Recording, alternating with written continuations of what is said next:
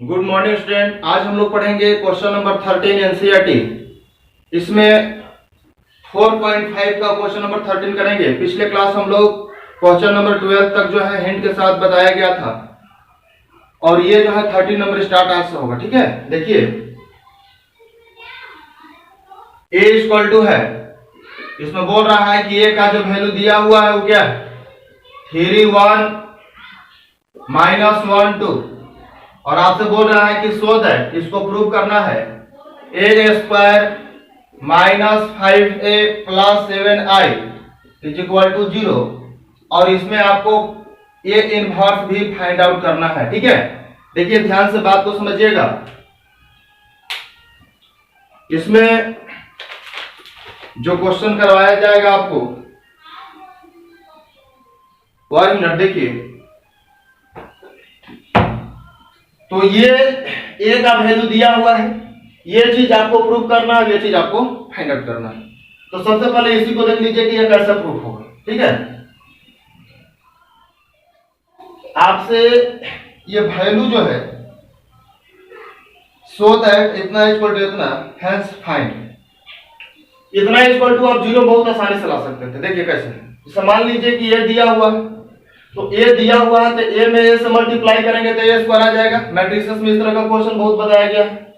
यहाँ पर 5 है और a का वैल्यू यहाँ रखेंगे और जितना ऑर्डर का a रहेगा, जितना ऑर्डर का a रहेगा उतना ही ऑर्डर का क्या लेंगे, i लेंगे। जैसे यहाँ पर a जो है 2 ऑर्डर का, 2 कोटि का है, मतलब 2 गो रो है, 2 को क्या है कॉलम है, तो i भी 2 गो रो और 2 को कॉलम वाला लेंगे। ठीक है, तो इतना बराबर जब इसको सॉल्व करेंगे तो 0 आ जाएगा। मैं सबसे इंपॉर्टेंट बात ये आपको बता रहा हूं कि a इनवर्स जो है इस इक्वेशन के माध्यम से कैसे निकालते हैं। तो a इनवर्स निकालने के लिए बहुत सारे बच्चे ये सोचेगा कि ये दिया हुआ है तो a इनवर्स आप कैसे निकालिएगा। तो a इनवर्स उसी तरह से आपका प्रोसेस पता होगा a इनवर्स निकालने का कि a inverse equal to formula क्या होता है, adjoint a by determinant a। ठीक है, ये चीज आपको फॉर्मूला बताया गया था और डिटरमिनेंट a का जो वैल्यू होना चाहिए वो 0 के बराबर नहीं होना चाहिए। तो ये a इनवर्स निकालने का जो है तरीका बताया गया था, लेकिन आपको इस इक्वेशन से जो है आपको a इनवर्स फाइंड आउट करना है। तो कैसे करेंगे, देखिए ध्यान से बात को समझिएगा। सॉल्यूशन देखिए, a square -5a plus 7i is equal to 0।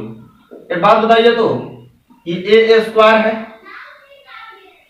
और यहां पर देखिए -5 है और ये जो 7i आपको दिख रहा है, जब इसको हम RHS में ले जाएंगे तो ये कितना हो जाएगा, -7i हो जाएगा। हो जाएगा कि नहीं हो जाएगा, क्योंकि यहाँ पर पहले से +7i है तो यहाँ पर -7i हो जाएगा। अब a इनवर्स जो है इसमें क्रिएट करना, उत्पन्न करना, a इनवर्स कहां से आएगा। तो आप ऐसा करिए कि a इनवर्स से जो है आप मल्टीप्लाई कर दीजिए। देखिए एक बात मैं आपको बताया था पहले कि जब हम लीनियर इक्वेशन को सॉल्व करने के लिए बताया थे, फार्मूला निकाले थे कि x बराबर a इनवर्स इनटू b, ये फार्मूला आपको बताया था।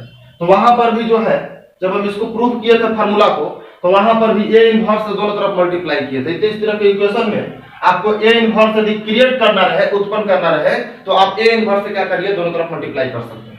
तो a इनवर्स से आप दोनों तरफ मल्टीप्लाई करिएगा तो आप यहां पर लिख सकते हैं कि a इनवर्स से दोनों तरफ गुना करने पर multiply both side by a inverse. ठीक है, अब यहां पर a इनवर्स इनटू करेंगे, इस टर्म में भी करेंगे, इस टर्म में भी करेंगे और या इसमें करेंगे तो इस पूरे टर्म में करेंगे। यानी कहने का मतलब ये है, ये हो जाएगा a inverse into a square -5। अब यहां पर देखिए a है, a इनटू a इनवर्स कर दीजिए equal to -7 a inverse into i, कोई दिक्कत नहीं है। अब एक बात बताइए तो a स्क्वायर लिखा हुआ है तो इसको आप क्या लिखेगा, a इनटू a लिख दीजिए। ठीक है, अब रफ में कुछ बात आपको समझना होगा। क्या समझना होगा, देखिए जैसे मान लीजिए कि पहले से a इनवर्स है, a है, इसमें यदि मल्टीप्लाई करना है तो हमेशा क्या होगा, यूनिट मैट्रिक्स देता है। मतलब आपको क्या समझना है कि यदि a कोई मैट्रिक्स है और ये जो है इसका व्युत्क्रम उसका इनवर्स है और दोनों को जब मल्टीप्लाई करेंगे तो हमेशा एक क्या देगा, यूनिट मैट्रिक्स देगा। आप इसको चेक कर सकते हैं। तो यहाँ पर बताइए तो ए इनवर्स है, तो ए इनवर्स में ए से जब मल्टीप्लाई होगा, चाहे इधर है चाहे इधर है, उसको मतलब नहीं है, ये हमेशा आई होगा। और आई इंटू क्या होगा, ए होगा, ये 5 हो गया। अब देखिए ए इंटू ए इनवर्स का वैल्यू आई होगा, और यहाँ पर देखिए -7 ए इनवर्स इंटू आई, यानी कहने का मतलब यह है कि ए इनवर्स में यदि किसी भी मैट्रिक्स से हम इंटू करेंगे, यूनिट मैट्रिक्स से इंटू करेंगे ए इनवर्स में, आप ऐसा समझ सकते हैं कि आई गुने एक्स बराबर हमेशा क्या होगा, एक्स होगा। माने यूनिट मैट्रिक्स में किसी मैट्रिक्स से यदि आप मल्टीप्लाई करिएगा तो मैट्रिक्स हमेशा जो है यही मैट्रिक्स हो जाएगा। यूनिट मैट्रिक्स जो है 1 का काम करेगा। इसका मतलब है कि ए इनवर्स में आई से गुना करिएगा तो आपका क्या दे देगा, ए इनवर्स दे देगा। अब देखिए ये ए इनवर्स का वैल्यू जो है निकल जाएगा। कैसे निकलेगा ध्यान दीजिएगा। इसी टर्म को जो है आप इधर ला दीजिए, इधर लाइएगा तो हो जाएगा कितना, 7 इंटू ए इनवर्स। अब इस टर्म को जो है आप उधर ले जाइए तो ये हो जाएगा 5i, प्लस में 5 हो जाएगा, और माइनस i इंटू क्या हो जाएगा, ए हो जाएगा। i इंटू ए बराबर भी क्या होगा, ए होगा। i इंटू एक्स बराबर एक्स हुआ, तो i इंटू ए बराबर भी क्या हो जाएगा, और i इंटू ए बराबर भी क्या होगा, ए होगा। माने इसी टर्म को हम इधर लिखे हैं सिर्फ, ये था माइनस में तो हो गया प्लस में, आई था प्लस में तो हो गया माइनस में। बहुत सारा बच्चा समझेगा i इंटू ए है तो i1 ना हो गया इंटू करने पर, तो i इंटू ए बराबर कितना हो गया, ए हो गया। ये बात समझिएगा ध्यान से, नहीं तो बाउंस कर जाएगा। देखिए अब क्या करना है कि ए इनवर्स है, अब ए इनवर्स को जो है वैल्यू निकालना है तो 1/7 कर दीजिए, यहाँ पर कितना कर दीजिए, 5i माइनस कितना कर दीजिए, ए कर दीजिए। और एक बात बताइए बाबू, ये 5i है और माइनस क्या हो गया, ए हो गया। अब देखिए अब ये इनवर्स का वैल्यू जो है आसानी से निकल जाएगा, ये 1/7 हो गया। अब ये 5 है और i का मतलब कितना, 1001।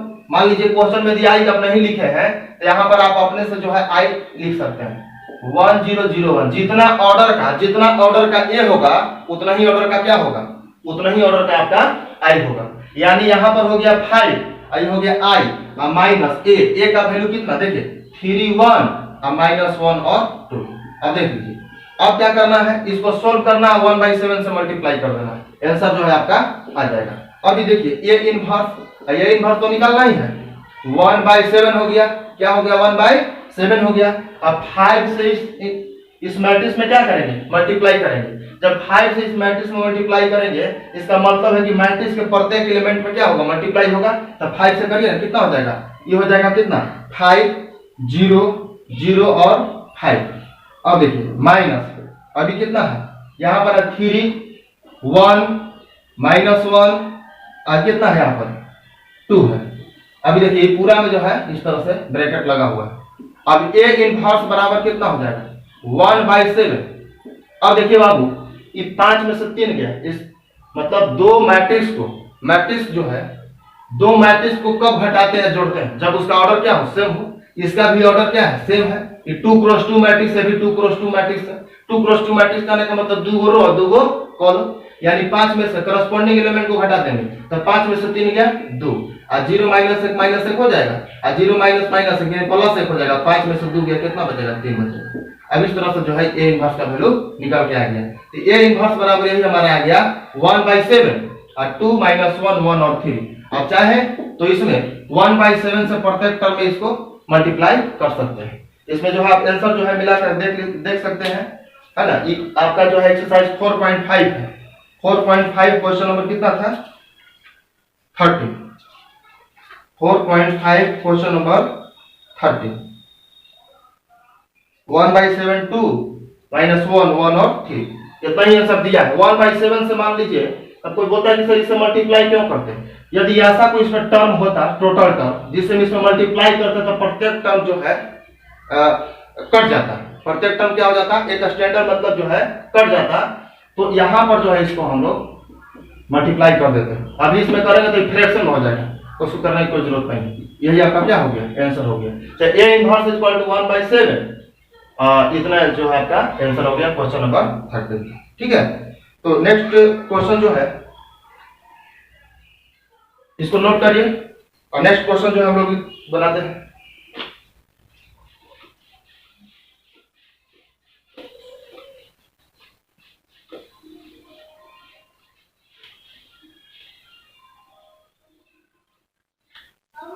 अब इसी टाइप से बहुत सारा क्वेश्चन इसमें आपको मिलेगा, तो सिमिलर क्वेश्चन जो है छोड़ दिया जाएगा, बाद बाकी जो क्वेश्चन बना दिए जाएंगे।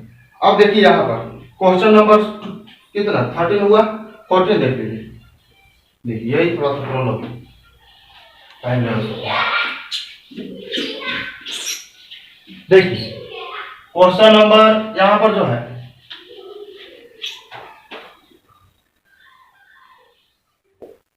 क्वेश्चन नंबर 14, क्वेश्चन नंबर 14 क्या कह रहा है, देखिए इसको समझिएगा बात को। क्वेश्चन नंबर 14 क्या कह रहा है, इसी बात को समझना है। कह रहा है कि for the matrix A equal to इतना find the number A and B such that A square plus A plus B equal to 0। मतलब ये कह रहा है कि ए का वैल्यू दिया हुआ, ध्यान से समझना है बात को, डायरेक्ट सॉल्यूशन देखिए। आपके पास बुक होगा, हिंदी मीडियम का भी बुक होगा, इंग्लिश मीडियम का बुक होगा, अगर आप इस चीज को मिलाइएगा आपको बात समझ में आएगा। कह रहा है कि ए दिया हुआ, ए कितना दिया हुआ बाबू 3 2 1 और 1 दिया हुआ, ए का वैल्यू दिया हुआ है। तो कह रहा है कि दो नंबर आपको ज्ञात करना ए और बी। इस प्रकार है कि यहाँ पर दिया हुआ है कि A square plus A small A बड़ा है ना, plus B I equal to 0 है। मतलब इसमें जो अननोन है वो ए और बी का जो है वैल्यू निकालने के लिए आपसे कह रहा है। तो क्वेश्चन बहुत आसान है, जब ए दिया है तो क्या ए स्क्वायर का मान नहीं निकल जाएगा, ए का वैल्यू यहाँ, जितना ऑर्डर का ए दिया है उतना ही ऑर्डर का क्या मान लेंगे, आई मान लेंगे। मतलब ए कितना ऑर्डर का दिया हुआ है, ए कितना ऑर्डर का दिया हुआ है, तो ए सर दिया हुआ है 2 ऑर्डर का, इसमें 2 रो है 2 कॉलम है। तो जितना ऑर्डर का ए रहता है, यदि प्रश्न में आई का वैल्यू पहले से गिवन है, दिया हुआ है आई का वैल्यू, तब तो कोई दिक्कत नहीं है। यदि आई का वैल्यू प्रश्न में नहीं दिया हुआ है तो वहां पर जो है हम लोग आई का वैल्यू जितना ऑर्डर का ए रहता है, ध्यान दीजिएगा, जितना ऑर्डर का ए रहता है उतना ही ऑर्डर का यूनिट मैट्रिक्स यानी इकाई आव्यूह बना लेते हैं। तो इकाई आव्यूह आई बराबर कितना, तो आई बराबर हो जाएगा 1 0 0 और 1। ध्यान से समझना इस बात को। अब यहाँ पर देखिए अकॉर्डिंग टू क्वेश्चन चलते हैं। प्रश्न के अनुसार है कि A square plus A into A plus B into आई बराबर कितना 0 दिया हुआ है। तो आपसे ए और बी का वैल्यू पूछ रहा है कि ए का वैल्यू क्या होगा, ए और बी का वैल्यू क्या होगा। एक बात बताइए, तो ए दिया हुआ है तो क्या ए स्क्वायर नहीं निकल जाएगा, तो ए स्क्वायर पहले ही निकाल लीजिए ना, ए स्क्वायर। अब देखिए ए स्क्वायर निकालना है, इसको मान लीजिए इक्वेशन फर्स्ट में बाद में चल देंगे, पहले हम ए स्क्वायर निकाल देते हैं। चाहे ए स्क्वायर आप क्वेश्चन के साथ में भी निकाल सकते हैं, ए स्क्वायर आप क्वेश्चन के साथ में भी निकाल सकते हैं, लेकिन हम जो है आपको स्पेशल ए स्क्वायर जो है निकाल के बताते हैं। मान लीजिए कि कुछ बच्चे नए जुड़े होंगे जिनको मैट्रिक्स का मल्टीप्लिकेशन नहीं आता होगा, आव्यूह का गुना नहीं आ रहा होगा, तो वो गुना भी सीख लेंगे, ठीक है। तो यहाँ पर देखिए ए स्क्वायर यदि हमको निकालना है तो ए गुने ए करना पड़ेगा, ए के पावर ए गुने ए हो गया। अब ए का वैल्यू क्या है, तो 3 है 2 है 1 1 है इनटू, यहाँ पर देखिए 3 है 2 है 1 1 है ना।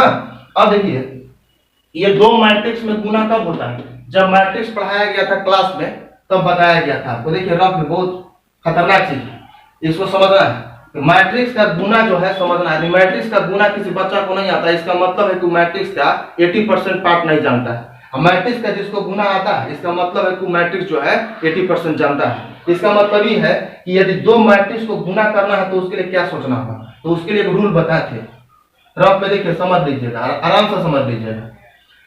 इसमें रूल बताए थे, एक आपको सीआर रूल, इसका नाम है सीआर रूल। सीआर रूल है, सीआर रूल का मतलब क्या हुआ, सी फॉर कॉलम और आर फॉर रो। माने ए है अभी क्या है बी है, अब ए और बी में गुना करना है, ए और बी में गुना करना है, इसका मतलब है कि हमेशा जो है सीआर रूल फॉलो करना है। सीआर का मतलब हो गया कि ए का कॉलम बी के रो के बराबर होना चाहिए। तो आपको सीआर यदि याद रहता है इसका मतलब ही हो गया कि ए का कॉलम और बी का रो, माने पहले सी और बाद में कितना आर, यानी ए का कॉलम बी के रो के बराबर होगा तब गुना होगा। लेकिन बात यह है कि यहाँ पर एक सिंपल मैट्रिक्स दिया हुआ है जिसका ऑर्डर क्या है, इसका भी और इसका दोनों का ऑर्डर सेम है। जब इसका ऑर्डर सेम है इसका मतलब है कि इसका सी और इसका आर, मतलब इसका कॉलम इसका रो हमेशा क्या होगा, बराबर होगा। तो यहाँ पर चेक करने की जरूरत नहीं था। यदि मैट्रिक्स जो है स्क्वायर में दिया हुआ है तो यहाँ पर चेक करने की जरूरत नहीं है। लेकिन कोई भी मैट्रिक्स यदि है, कोई बच्चा यदि नया जुड़ा हुआ है उसके लिए मैं बता रहा हूँ, यदि कोई भी मैट्रिक्स है और कोई भी मैट्रिक्स को यदि मल्टीप्लाई करना है तो मल्टीप्लाई करने का नियम यही होता है कि पहला का कॉलम और दूसरा का रो जो है बराबर होना चाहिए, तभी आपको मल्टीप्लिकेशन संभव है, अदरवाइज मल्टीप्लिकेशन संभव नहीं है। तो आप ये सोच लीजिए कि ये भी 2 गो रो है, 2 गो कॉलम है, 2 गो रो है, 2 गो कॉलम है। एलिमेंट ऑफ मैट्रिक्स यहाँ पर I क्रॉस J डिनोट करते हैं, पहले रो बाद में कॉलम। तो बताइए यहाँ पर पहला का यहाँ पर क्या बताएगा, फर्स्ट का कॉलम, A का कॉलम और B का रो। तो A का कॉलम 2 और B का रो कितना 2, माने पहला का कॉलम दूसरा का रो के बराबर है, 2 के बराबर ना होता है। इसका मतलब है कि दोनों में मल्टीप्लाई होगा, यही बताता है CR रूल। ठीक है, मान लीजिए एक छोटा सा मैट्रिक्स यहाँ पर ले ले, जैसे 2 3 1 5 6 1, ठीक है। यहाँ पर ले लीजिए आपको 2 1 3 और 1। अब इसमें मल्टीप्लाई होगा कि नहीं होगा ये समझना है। तो इसमें देखिए के गो रो के गो कॉलम, तो इसमें 2 गो रो और 3 गो कॉलम, ठीक है। और इसमें देखिए 2 गो रो और 2 गो कॉलम। इसका मतलब है कि यहाँ नियम बताया गया कि पहला का कॉलम दूसरा का रो के बराबर होना चाहिए। तो पहला का कॉलम कितना है 3 है और दूसरा का रो कितना है 2 है। बहुत सारा बच्चा सोच रहा है कि मल्टीप्लाई हो जाएगा, मल्टीप्लाई कहां से होगा, CR नियम फॉलो करेगा तब ना मल्टीप्लाई होगा। इसका मतलब है कि पहला का कॉलम और दूसरा का रो के बराबर है नहीं है, पहला का कॉलम 3 है और दूसरा का रो कितना है 2 है, और 3 2 के कभी बराबर होता है नहीं होता। इसका मतलब है कि इसमें मल्टीप्लाई नहीं होगा। तो यही बात आपको समझना है, ये कभी मैट्रिक्स में मल्टीप्लाई नहीं होगा। हम मान लीजिए आगे आ जा पीछे आ जा, जो भी है वो बात की बात है कि नहीं। अभी इसको समझना है कि फर्स्ट का कॉलम दूसरा का जो है सेकेंड का रो के बराबर है ना। मैट्रिक्स बहुत आसान चीज होता है, इसलिए सारे लोग जो है पहले मैट्रिक्स से पढ़ाते हैं। देखिए ध्यान से बात को समझिएगा, आपको क्या करना है, इस चीज को समझना है। अभी देखिए इसमें मल्टीप्लाई होगा, अभी बताया गया आपको मल्टीप्लाई होगा, कैसे होगा देखिए। इधर से नीचे इधर से आगे बढ़ेंगे, देखिए 3 तरीके 9, एक स्टेप आगे एक स्टेप नीचे, एक कितना हो जाएगा 1 गुने 2 तो 2, ठीक है। इसी तरह से जो है फर्स्ट रो में भी गुना कर लिए, सेकंड रो में कर लिए। अब इसे देख आगे बढ़ते हैं, इसको फिक्स करिए। नहीं फर्स्ट रो में किए 3 तरीका 9 और 2 गुने 1 2, फिर 3 एकम 3 और 1 गुने 1 1, ठीक है। अब हटाइए, अब इसको करिए 2 से, तो 2 दिया 6, इधर से आगे इधर से नीचे, तो 1 गुने 2 कितना 2, और 2 में 1 से कितना 2 और 1 गुने 1 कितना 1। इस तरह से जो है हमारा गुना होगा। तो 9 2 कितना हो जाएगा 11, यहाँ हो जाएगा 4, यहाँ हो जाएगा 8, यहाँ हो जाएगा 3। तो आपको गुना करने पर 11 8 4 और 3 आ गया। इसका मतलब है कि a स्क्वायर का वैल्यू हम लोग निकाल चुके हैं। अब इसी को मिटा देते हैं, a स्क्वायर का वैल्यू हम लोग निकाल चुके हैं। अब यहाँ पर प्रश्न निकाल रहा है हमारा कि वैल्यू हमको इसमें क्या निकालना है, a और b का वैल्यू निकालना है। जब a स्क्वायर का वैल्यू निकल गया तब इक्वेशन फर्स्ट से चल देंगे। इक्वेशन फर्स्ट से क्या है, a square plus a into a और प्लस b इंटू आई बराबर 0। अब देखिए यहाँ पर इक्वल टू का सिंबल है, इसका मतलब है कि यहाँ पर दैट इंप्लाई का सिंबल दे देंगे। अब a स्क्वायर का वैल्यू कितना निकाले, 11 8 4 और 3, ध्यान दीजिएगा। यहाँ पर a है, अब देखिए a का वैल्यू कितना है 3 2 1 और 1। अब देखिए यहाँ पर b, अब i 1 0 0 और 1 i इक्वल टू 0, तो 0 है तो 0 इसको लिखिए। और 0 का मतलब हो गया कि जीरो मैट्रिक्स, जीरो मैट्रिक्स का मतलब हो गया 0 0 0 0। जीरो मैट्रिक्स किसको कहते हैं, वैसा मैट्रिक्स जिस मैट्रिक्स में टोटल एलिमेंट 0 होता है उसको जीरो मैट्रिक्स कहते हैं। और जीरो मैट्रिक्स को डिनोट करने का तरीका क्या है, 0 से डिनोट किया जाता है। तो ध्यान रहे कि ये 0 है वो नहीं है, ठीक है। अब देखिए यहाँ पर क्या करेंगे, 11 हो गया 8 हो गया 4 और 3 हो गया। अब यहाँ पर रूल बताया गया था कि मैट्रिक्स के प्रत्येक एलिमेंट में क्या करते हैं, इनटू करते हैं। तो a से 3 में करिएगा तो 3 हो जाएगा, यहाँ 2a हो जाएगा, a हो जाएगा, a हो जाएगा। अब b से करिएगा मल्टीप्लाई तो कितना हो जाएगा, ध्यान दीजिएगा। b से करेंगे तब b हो जाएगा 0 हो जाएगा, 0 और b हो जाएगा, इक्वल टू यहाँ पर क्या हो जाएगा 0 हो जाएगा। अभी देखिए a और b वाला पार्ट को जो है हम लोग एक तरफ लिखते हैं और ये जो अंक वाला है इसको एक तरफ लिख देते हैं। तो इसमें क्या करना है आप लोगों को, ध्यान दीजिएगा, इसको जोड़ दीजिए, इसको इसको इसको, मतलब किसी के साथ किसी को जोड़ सकते हैं, उसमें कोई दिक्कत नहीं, लेकिन ए बी वाला को जोड़ सकते हैं। तो ये हो जाएगा 3a प्लस b, और 2a में मतलब पहले दोनों का काम कर रहा है, तो 3a प्लस b हो गया, 2a प्लस 0 तो 2a हो जाएगा, अच्छा, और a प्लस 0 तो a हो जाएगा, और a प्लस b तो यहाँ पर कितना हो जाएगा, a प्लस b हो जाएगा। अब देखिए तो ये मैट्रिक्स जो है आपका क्या है, प्लस में है, लेकिन इस मैट्रिक्स को यदि हम RHS में ट्रांसफर करेंगे ये मैट्रिक्स नेगेटिव हो जाएगा। नेगेटिव का मतलब 11 हो जाएगा, 8 4 और 3, ये वैल्यू क्या हो जाएगा, हमेशा नेगेटिव हो जाएगा। अब देखिए एक लाइन और लिखेंगे, ये 3a प्लस b हो गया, यहाँ 2a हो गया, a हो गया, a प्लस कितना हो गया b हो गया। अब इसमें निगेटिव से प्रत्येक एलिमेंट में इंटू करेंगे, ये हो जाएगा -11 यहाँ जब -8 -4 और -3। अब एक बात बताइए, तो ये भी एक मैट्रिक्स है, ये भी एक मैट्रिक्स है, इक्वल मैट्रिक्स, इक्वल बराबर आप लोग किसको कहते हैं। तो इक्वल मैट्रिक्स का मतलब होता है कि they are in the same order and corresponding elements are equal, they are in the same order and corresponding elements are equal। मतलब ऑर्डर भी इसका सेम होना चाहिए, कोटि समान होना चाहिए, आप corresponding element क्या होना चाहिए, इक्वल होना चाहिए। इसका मतलब है कि इसको इसके साथ इक्वेट करेंगे, इसको इसके साथ इक्वेट करेंगे, इसको इसके साथ और इसको इसके साथ, लेकिन जो ज्यादा आसान है उसके साथ इक्वेट करिए। तो a इक्वल टू -4 ये ज्यादा आसान हमको लग रहा है, तो a इक्वल टू कितना हो जाएगा -4। तो a का तो वैल्यू सब निकल गया। अब किसको इक्वेट करिए, इसको कर दीजिए, क्योंकि हमको b का value a plus b equal to कितना -3। अब a का वैल्यू पहले से -4 प्लस b इक्वल टू -3 हो गया, तो b इक्वल टू -3 हो जाएगा, आई प्लस कितना हो जाएगा 4 हो जाएगा, तो b का वैल्यू +1 आ जाएगा। अब क्या देखें कि a का वैल्यू -4, अब b इक्वल टू कितना आ गया 1। तो आप लिख सकते हैं कि hence a equal to -4 and b equal to 1 is the right answer of this question. इस क्वेश्चन का जो आंसर होगा, a का वैल्यू हो जाएगा -4 और b का वैल्यू हो जाएगा 1। ठीक है, तो इस तरह से जो है क्वेश्चन नंबर आपका कितना कंप्लीट होता है। अब इसको आंसर कभी भी जो है, ये अलजेब्रा है, अलजेब्रा में गलत होने का चांसेस जो है बहुत ज्यादा रहता है, इसलिए जब कभी भी आप क्वेश्चन को सोल्व करिए तो आप आंसर उसका मिला दीजिए। तो 14 number question a equal to -4 और b इक्वल टू 1, इसका मतलब है कि हमारा आंसर क्या है, सही है। तो ध्यान दीजिए, ठीक है, नोट डाउन दिस क्वेश्चन, इसको लिख लीजिए क्वेश्चन नंबर 14।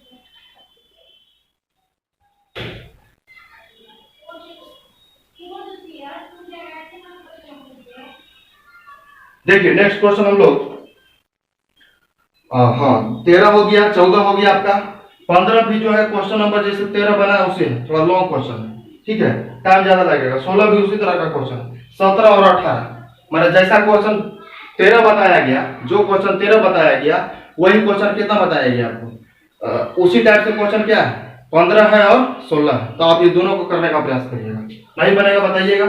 17 नंबर क्वेश्चन, ठीक है, 17 नंबर क्वेश्चन क्या रहा है कि let A be a non singular square matrix. Non singular का मतलब क्या होता है बताया गया था, जिस डिटरमिनेंट निकालने पर 0 के बराबर नहीं आता उसको नॉन सिंगुलर कहते हैं, और इसका ऑर्डर दिया हुआ 3 क्रॉस 3, तो एडजॉइंट ए का वैल्यू क्या होगा।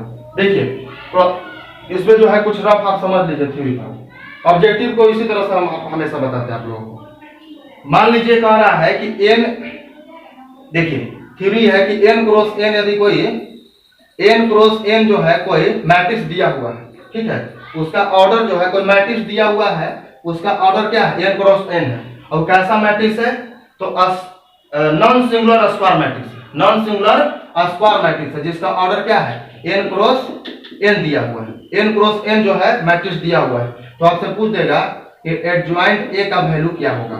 एडजॉइंट a का जो वैल्यू होता है डिटरमिनेंट के पावर n माइनस 1 होता है। ये बात जो है हमेशा ध्यान रखना है। यदि मान लीजिए कि कोई भी यदि नॉन सिंगुलर स्क्वायर मैट्रिक्स दिया हुआ, ठीक है, इस तरह से n क्रॉस n का स्क्वायर मैट्रिक्स दिया हुआ है, अब एडजॉइंट a का वैल्यू पूछेगा तो इसका फार्मूला लगा दीजिएगा, adjoint a equal to determinant a के पावर n माइनस 1। तो क्वेश्चन जो है डायरेक्ट सोल्व हो जाएगा। अब देखिए क्वेश्चन पर आते हैं, क्वेश्चन नंबर कितना 17। देखिए ध्यान से समझिएगा बात को, यानी कहने का मतलब है कोई स्क्वायर मैट्रिक्स है, ठीक है, और जिसका ऑर्डर कितना हुआ है, ऑर्डर दिया हुआ है, इसका ऑर्डर दिया हुआ 3 क्रॉस 3, ठीक है, मान लीजिए n का वैल्यू हमारा कितना हो गया 3 हो गया, ठीक है। तो आपसे पूछ रहा है adjoint a, determinant adjoint a, determinant of adjoint a, इसका वैल्यू हो जाएगा डिटरमिनेंट a के पावर n माइनस 1, और डिटरमिनेंट a है और n का वैल्यू कितना 3, तो 3 माइनस 1 यानी डिटरमिनेंट a का पावर 2। अब इसमें ऑप्शन भी कुछ दिया हुआ है, a b c और d ऑप्शन जो है आपका दिया हुआ है। ये डिटरमिनेंट a हो गया, डिटरमिनेंट a का पावर 2 हो गया, डिटरमिनेंट a का पावर 3 हो गया, और 3 इनटू डिटरमिनेंट a हो गया। अब बताइए इसमें से कौन सा ऑप्शन सही है, तो b will be the correct answer of this question. यानी कहने का मतलब है, फिर से समझ लीजिए, n क्रॉस n यदि कोई नॉन सिंगुलर स्क्वायर मैट्रिक्स दिया हुआ है, एडजॉइंट a का यदि आपको डिटरमिनेंट पूछे तो डिटरमिनेंट a का पावर n माइनस 1 होता है, तो उसको लिख लीजिएगा। कभी भी इस तरह का क्वेश्चन आएगा, जैसे 4+4 आएगा तो यहाँ 4-1 की फर्क कितना हो जाएगा, 3 हो जाएगा। तो इस तरह से बहुत इनफाइनाइट सारा क्वेश्चन बनाया जा सकता है यदि इस बेस पर आएगा तो। क्वेश्चन नंबर 17 कंप्लीट हो। देखिए क्वेश्चन नंबर 18 क्या कह रहा है। 18 नंबर क्वेश्चन ये कह रहा है कि A is an invertible matrix of order 2। देखिए इनवर्टिबल के बारे में तो बता नहीं, then the determinant A inverse is equal to. देखिए आप ऐसे इसमें दिमाग लगा लीजिए, डिटरमिनेंट ऑफ ए इनवर्स पूछ रहा है आपसे, ठीक है। इसका जो है आपको ऑप्शन जो है दिया हुआ है, ठीक है। मल्टीपल चॉइस क्वेश्चन को करने के लिए दिमाग थोड़ा कम लगाना है, ठीक है। कॉन्सेप्ट ज्यादा लगाने की जरूरत नहीं है, वो क्वेश्चन जो है आंसर उसमें आपको दिख जाता है, आपको दिख जाएगा। देखिए एक बात बताइए, तो मान लीजिए x⁻⁻1 है तो आप 1/x लिखते हैं कि नहीं लिखते हैं। हालांकि इस रूल पर डायरेक्ट नहीं कहा जा सकता है क्योंकि इनवर्टिबल का इस क्वेश्चन को मैं फिर से एक बार एक्सप्लेन करूंगा क्लास में, लेकिन डिटरमिनेंट ऑफ ए इनवर्स है तो आप समझिए कि कितना हो गया, ये जो है इनवर्स जो है नीचे चल गया, यानी इसका वैल्यू कितना हो जाएगा, इसका वैल्यू हो जाएगा 1/डिटरमिनेंट ऑफ ए, ऐसा समझिएगा, ठीक है। तो इस तरह से जो है क्वेश्चन, इस क्वेश्चन का पार्ट जो है स्पेशल जो है सोल्व करवाया जाएगा। अभी डायरेक्ट जो है 18 नंबर क्वेश्चन इसी लॉजिक से समझ लेना है कि आंसर हमारा कैसा है। दिख रहा है आपको, determinant A inverse equal to one by determinant A हो गया, यानी इस तरह से 18 नंबर क्वेश्चन आपका कंप्लीट हो जाता है। तो इसी के साथ आपका 4.5 जो है कंप्लीट होता है। और नेक्स्ट जो है आपको 4.6 है। तो 4.6 में आपको क्या करना है, इसमें भी थोड़ा सा मैं हिंट दे रहा हूं ताकि आप कुछ क्वेश्चन बना सके। क्योंकि मैक्सिमम क्वेश्चन आप लोगों को करना है कि अलजेब्रा है, और अच्छा है कि आप लोगों को मौका मिल रहा है क्वेश्चन करने का। सिर्फ आप सोल्यूशन उतारिएगा, उससे बेनिफिट आपको नहीं। देखिए क्वेश्चन पहले से बनाने से पहले कुछ बात इंपॉर्टेंट बता दे रहा है। क्लास 10 का जो है रिजल्ट निकल चुका है, और क्लास 10 का रिजल्ट निकल चुका है, और जल्द ही जो है क्लास 11 का जो है बैच स्टार्ट होगा यूट्यूब पर, ठीक है। इसी मंथ में स्टार्ट हो जाएगा, यानी 10 तारीख अप्रोक्स मान लीजिए 10 जून तक, ठीक है, बैच जो है स्टार्ट हो जाएगा। जो भी आपके घर पे कोई छोटा बच्चा होगा, यानी जो 10th का एग्जाम दिया होगा, चाहे इर्द में जो भी बच्चे होंगे उनको आप इन्फॉर्म कर दीजिएगा। ये जो हमारा व्हाट्सएप नंबर है, व्हाट्सएप नंबर देखिए लिख दे रहे हैं, ये नंबर सबको याद हो जाएगा, 9955 305 और 306। ये नंबर जो है किसी को लिखना नहीं, डायरेक्ट माइंड में याद कर लेना है। कैसे, देखिए 9955 और 305 306, 305 और 306।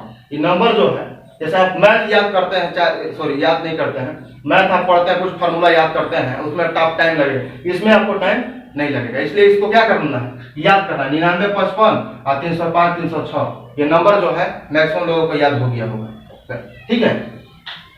9955 305 ये हमारा जो है व्हाट्सएप नंबर है। इस पर जो है आप अपना कॉन्टेक्ट नंबर आप इस पे जो है शेयर करिए, अपना पहले नाम शेयर करिए, ठीक है, फादर्स नेम शेयर करिए। इसके बाद जो है आप कहाँ से बिलोंग करते हैं, आपका घर कहाँ है, वो चीज़ आप जो है बताइए, ठीक है। इतना चीज़ जो है आप बता दीजिए हमको, और उसका नंबर जो है उस बच्चा का, जिसके कॉन्टेक्ट नंबर किसी का कुछ है तो उसका नंबर जो है हमको व्हाट्सएप पर सेव कर लेंगे। और जब सेव कर लेंगे तो उसको ग्रुप में जोड़ देंगे, और ग्रुप जो है 11th क्लास का अलग हो जाएगा, ठीक है। क्योंकि मान लीजिए कि 12th का अलग ग्रुप रहेगा, 11th का अलग रहेगा, तो ज़्यादा अच्छा रहेगा। तो इसलिए आपको करना क्या है कि कॉन्टैक्ट नंबर जो है उसका दे देना है, उसका नाम लिख देना है, क्योंकि आपका बेसिक से पहले से स्टार्ट हो जाएगा ना, बहुत सारा चीज़ है। अब जो मॉडुलस फंक्शन हो गया, ट्रिगोनोमेट्री हो गया, इनक्वालिटीज हो गया, ये सब सारा चीज़ जो है मतलब जब तक क्लास नहीं खुलता है तब तक जो है बेसिक बात जो है आप लोगों को बताया जाएगा, और ज़्यादा आपके लिए फायदेमंद रहेगा। आप घर पर बैठ के क्या करिएगा, इसलिए आपके इर्द गिर्द बच्चे हैं तो अपने बारे में सिर्फ नहीं सोचना है, उनके बारे में भी सोचना है। इसलिए जो है आपको जो है उनको बताना है, और इसका भाई है तो खुद अपना नंबर दे देगा, बता देगा, और उसका जो है हम सारा चीज़ सेव कर लेंगे, और सेव करके उसको जो है डेली जो है जिस तरह से आप लोगों को वीडियो जाता है उस तरह से उन लोगों को भी वीडियो जाएगा, ठीक है। तो थैंक यू। देखिए इतना आपको करना पड़ेगा। दूसरी बात, अभी देखिए हम लोग आ रहे थे कम टू दी पॉइंट, देखिए हम लोग इस पॉइंट पर आते हैं कि 4.5 तक का हमारा जो है कंप्लीट हो गया। 4.6 इसको हम 4.6 कर देते हैं। 4.6 में आपको कंसिस्टेंसी बताना है कि कौन जो है कंसिस्टेंट है और कौन जो है इनकंसिस्टेंट है। ठीक है, देखिए फर्स्ट क्वेश्चन, एक क्वेश्चन बनाएंगे तो सारा क्वेश्चन बनेगा। x प्लस 2y बराबर 2 है और 2x plus 3y equal to, लगता है कि थ्योरी में जो क्वेश्चन बता दिया गया। क्वेश्चन नंबर 2 देखिए, कोई दिक्कत नहीं है, minus Y X plus Y equal to, यह है आपका 5 और यह है आपका 4। अब इसमें बताना है कि कौन कंसिस्टेंट है और कौन इनकंसिस्टेंट है। हिंदी मीडियम के लिए संगत और असंगत आपको बताना है, तो संगत असंगत में बहुत आसानी से आप इसको निकाल सकते हैं। ध्यान दीजिएगा, सबसे पहले जो है इस तरह का जो है क्वेश्चन जो बताया गया था, तो आपको कुछ थ्योरी बताया गया था। थ्योरी में बताया गया था इस तरह से, ये सेकंड है तो सेकंड ऑर्डर का दें, a1x plus b1y equal to d1, a2x plus b2y equal to d2। तो एक अधिक यदि लीनियर इक्वेशन का फॉर्म इस टाइप से हो तो a का वैल्यू कैसे निकालते हैं, तो जो x का कोफिशिएंट होता है ना उसको फर्स्ट कॉलम में लिखते हैं, तो a1 a2 हो जाएगा, y के कोफिशिएंट को सेकंड कॉलम में, तो ये b1 हो जाएगा b2 हो जाएगा। ठीक है, अच्छा x का वैल्यू कैसे निकालते हैं, तो जो वेरिएबल सब होता है उसी को लिख देते हैं x और y। अब b का वैल्यू जो RHS टर्म में पार्ट रहता है, जैसे मान लीजिए कि ये वैल्यू जो है माइनस इधर सॉरी -5 रहता है तो इसको +5 ही करके बनाते हैं। ठीक है, तो एक b का वैल्यू हम लोग जो RHS पार्ट में होता है ये कितना हो जाएगा d1 और d2। तो इस तरह से जो आपको थ्योरी में इसी का डिटरमिनेंट का थ्योरी पार्ट जब पढ़ाया गया था, solving a system of linear equation by matrix method, तो उसमें जो है आप इस चीज को डिटेल्स में देख सकते हैं। ठीक है, तो यहाँ पर देखिए क्वेश्चन के अनुसार, तो a का वैल्यू अब कितना हो जाएगा बताइए, 2 हो जाएगा। यहाँ पर x का बगल में 1 है तो 1 हो जाएगा, यहाँ -1 है, यहाँ पर कितना है +1 है, तो a का वैल्यू इतना हो गया। अच्छा x का वैल्यू आप निकाल लीजिए, तो x और y हो गया। अच्छा और इसमें आप b का वैल्यू निकाल लीजिए, तो b आप कितना निकालिएगा, 5 और 4 हो गया। अब इसमें जो है a आ गया, x आ गया और b आ गया। आपसे जो है इसमें x का वैल्यू नहीं पूछ रहा है, आपसे पूछ रहा है कि कौन सा कंसिस्टेंट है और कौन सा इनकंसिस्टेंट, संगत कौन है और असंगत कौन है। तो संगत और असंगत निकालने के लिए बहुत सारा रूल आपको बताया गया था। रूल बताया गया था कि डिटरमिनेंट का वैल्यू निकालते हैं, आई वैल्यू जो है 0 के बराबर नहीं है, केस 1 में बताया गया था कि किसी डिटरमिनेंट का वैल्यू निकालते हैं तो 0 के बराबर नहीं है। इसका मतलब ये होता है कि वैल्यू जो है एक आंसर देता है, यूनिक सॉल्यूशन होता है उसका, और जिसका यूनिक सॉल्यूशन होता है उसको हम लोग कंसिस्टेंट कहते हैं। ठीक है, और मान लीजिए डिटरमिनेंट a का वैल्यू यदि 0 के बराबर आ जाए तो उसके लिए जो है आपको अलग अलग केस बताया गया है। ठीक है, तो उसको आप जो है डिटेल्स में समझ सकते हैं। तो पहले आप इसका डिटरमिनेंट निकालिए, तो डिटरमिनेंट निकालिएगा 2 - 1 1 और 1 निकालिएगा, कितना हो जाएगा बताइए, ये वैल्यू हो जाएगा आपका कितना, डायरेक्ट निकाल लीजिए ना, 2 हो गया और प्लस इसलिए होगा पहले से माइनस प्लस 2 और प्लस कितना 1, तो कितना हो जाएगा 3। अभी बताइए तो 3 जो है वो 0 के बराबर है नहीं, जब ये 0 के बराबर नहीं है इसका मतलब है कि इसका क्या आंसर हुआ, यूनिक एक ही आंसर है, मतलब एक सॉल्यूशन हुआ।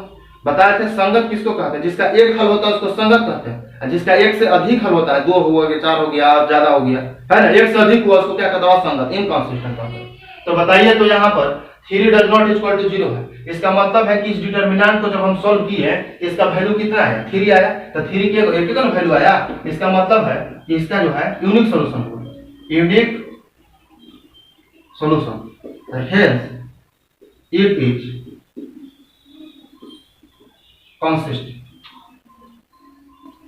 Hence it is consistent. इसको क्या कहेंगे, कंसिस्टेंट कहेंगे। इसी का वैल्यू यहाँ पर जो है डिटरमिनेंट का वैल्यू यदि 0 आ जाता, उस तरह का क्वेश्चन आगे आएगा, हम आपको बताएंगे।